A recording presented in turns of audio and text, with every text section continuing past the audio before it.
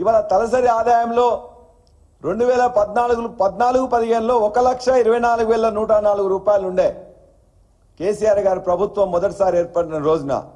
ఇవాళ 3,47,299. భారతదేశంలోనే నెంబర్ 1 తలసరి ఆదాయంలో తెలంగాణ నిలబెట్టింది కేసీఆర్ గారి ప్రభుత్వం తప్ప మరొకటి కాదు.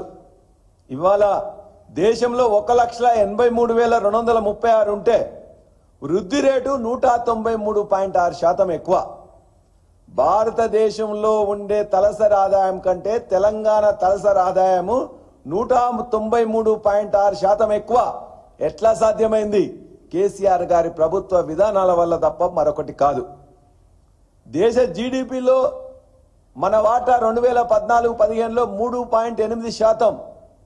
కానీ ఇలా గర్వంగా చెప్తున్నాం, ఇవాళ ఖచ్చితంగా అది 4.9% పెరిగింది. ఒక పాయింట్ పెరగడం అంటేనే చాలా ఎక్కువ. 3.8 నుండి 4.9కి కొత్త రాష్ట్రమైనా కూడా అద్భుతమైన పథకాలు తెచ్చి అద్భుతమైన పాలసీస్ వచ్చినాయి కాబట్టి ఈ జీడిపిలో మన వాటా అనేది పెరిగింది.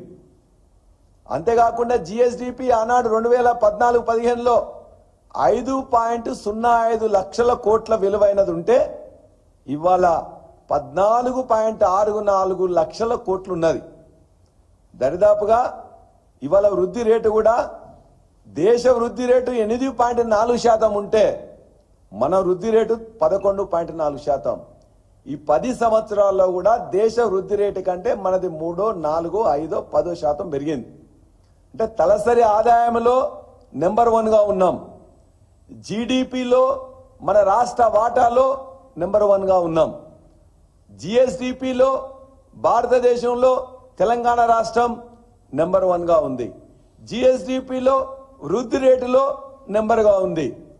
మరి ఇంత బ్రహ్మాండంగా జరిగిన ఈ తెలంగాణని అప్పుల రాష్ట్రం, దివాలా తీసిన రాష్ట్రం, చేతగాని రాష్ట్రం, చేతగాని ఈ ప్రభుత్వం ఇలా చేతగాని మాటలు మాట్లాడుతుంది, దివాలా కోరు మాటలు మాట్లాడుతుంది. ఇది ఇప్పటికైనా తెలుసుకొని ఇప్పటికైనా తెలంగాణ రాష్ట్రం ఎక్కడుందో చెప్తే ఆ తెలంగాణ రాష్ట్రానికి ఇంత ఖచ్చితంగా బయట ఏమైనా కావాలంటే కూడా అప్పులు పుడతాయి. ఇప్పటికే 75,000 కోట్ల అప్పులు తీసుకొచ్చిండ్రు. మీరు అప్పులు తీసుకొచ్చి ఏమైనా కట్టినరా? ఏమైనా చేసినా అంటే ఏమి చేయలే. ఉన్నదాన్ని మొత్తం కూడా రోజుకి 2 సార్లు 3 సార్లు మొత్తం కూడా హెలికాప్టర్ తీసుకోను. ఈ మంత్రి హెలికాప్టర్ కావాలంటే ఆ మంత్రి హెలికాప్టర్. ఆయన 2 సార్లు పోయినట్టు నేను 4 సార్లు పోయినా. హెలికాప్టర్ల కోసం కొట్లాట. ఆ హెలికాప్టర్లు కొన్నది తెచ్చింది కూడా కేసీఆర్ గారి ప్రభుత్వం అని చెప్పి గుర్తుపెట్టుకోమంటున్నాం. ఇవాళ ఏం చేస్తున్నారు? ఖచ్చితంగా మేము చెప్తున్నాం, ఐటీ రంగంలో 3 లక్షల ఉద్యోగాలు ఉంటే ఇలా 10 లక్షల ఉద్యోగాలు అయినాయి.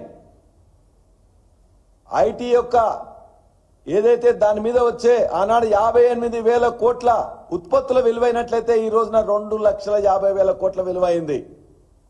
ఉద్యోగాల సంఖ్య పెరిగింది. సాఫ్ట్వేర్ యొక్క ఉత్పత్తుల విలువ పెరిగింది. ఇవాళ ఎంఎస్ఎంఈలో కూడా మీరు చూసిండ్రు. నిన్ననే ముఖ్యమంత్రి మిగతా మంత్రులందరూ కూడా చెప్పిండ్రు, 10 సంవత్సరాలుగా ఏదైతే మేము చేసిన పాలసీ బేస్ అని చెప్పి తప్పనిసరిగా ఒప్పుకోవాల్సి వచ్చింది. కరోనా సమయంలో కూడా ఎంఎస్ఎంఈలు మిగతా రాష్ట్రాల్లో మూసేస్తే అతి తక్కువ మూతపడ్డది ఇలా తెలంగాణలే, అత్యంత ఎక్కువగా ఇతర రాష్ట్రాల్లో అయింది తప్ప ఇక్కడ కాదు. అంటే అన్ని రంగాల్లో అభివృద్ధి అనేది బ్రహ్మాండంగా జరిగింది. కాబట్టే దేశ ఆర్థిక రంగంలో ప్రధాన పీఠికలో ప్రధాన భూమిక ఎలా తెలంగాణ రాష్ట్రం పోషిస్తుందంటే కేసీఆర్ గారి బీఆర్ఎస్ ప్రభుత్వ విధానాలు, నిర్ణయాలు, ఆలోచనలు అమలు చేయడం వలన అయింది తప్ప మరొకటి కాదని చెప్పి మేము తెలియదలుచుకున్నాం. మీకు తెలిసి ఇలా వ్యవసాయ రంగంలో కూడా ఎంత విస్తీర్ణం జరిగింది. సాగు విస్తీర్ణంలో నెంబర్ 1, ఉత్పాదకతలో నెంబర్ 1, ఉత్పత్తిలో నెంబర్ 1. ఎట్లా సాధ్యమైంది? వ్యవసాయ విధానాలు రావడం వల్లనే. ఇవాళ రైతులందరినీ మొత్తం కూడా రాష్ట్రం మొత్తం మీద రైతులందరినీ కూడా అరెస్ట్ చేస్తూ ఉన్నారు. అన్ని పార్టీల నాయకులను, ఇలా కమ్యూనిస్టు పార్టీ నాయకులను, బీజేపీ నాయకులను, బీఆర్ఎస్ నాయకులను అందరినీ కూడా అరెస్ట్ చేస్తూ ఉన్నారు. హౌస్ అరెస్ట్ చేస్తూ ఉన్నారు. రైతులందరూ ఎవరికి వాళ్ళే రుణమాఫీ కానీ రైతులను ఒక గ్రూపు పెట్టుకొని 100-200 రూపాయలు వాళ్ళు కూడేసుకొని వాళ్ళే వచ్చిన టెక్నాలజీని ఉపయోగించుకొని వాళ్ళందరూ వస్తుంటే వాళ్ళందరిలో పోలీసు వాళ్ళందరినీ కూడా అరెస్ట్ చేయడం, చాలా చోట్ల లాఠీచార్జ్ చేయడం, ఇబ్బందులు పెట్టడం జరుగుతున్నది. రైతులు తెలివితక్కువలని చెప్పేసి మీరు భావించకండి. రైతులు కూడా టెక్నాలజీ ఉపయోగించడం వచ్చు. రైతు బిడ్డలు ఉన్నారు వాళ్ళని నేర్పడానికి.